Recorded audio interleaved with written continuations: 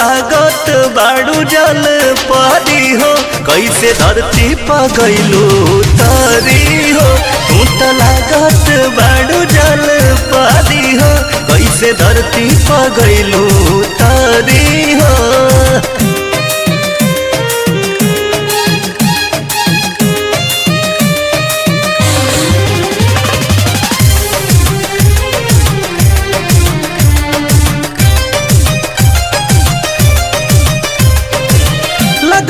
उतरल बाड़ू आसमान से हो, मन करे मांगली तोहरा के भगवान से हो।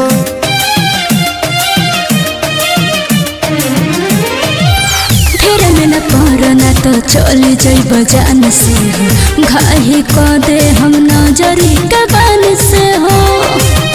घुरिया छोड़ हर घरी हो, तू तो लागत बाड़ू जल पारी हो, कैसे धरती पा गइलू तारी हो। तू तो लागत बाड़ू जल पारी हो, कैसे धरती पा गइलू तारी हो।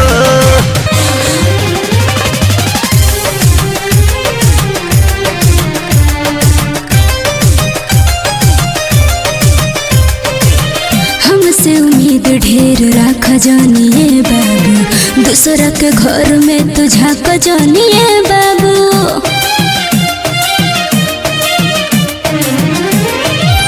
राजू के जान तू ही बन जाने जानू, कहतनी बात जवन मन जाने जानू। हनी धरा तू गोली पतोरी हो, ना भगला। तू तो लागत बाड़ू जल पारी हो, कैसे धरती पा गइलू तारी हो। तू तो लागत बाड़ू जल पारी हो, कैसे धरती पा गइलू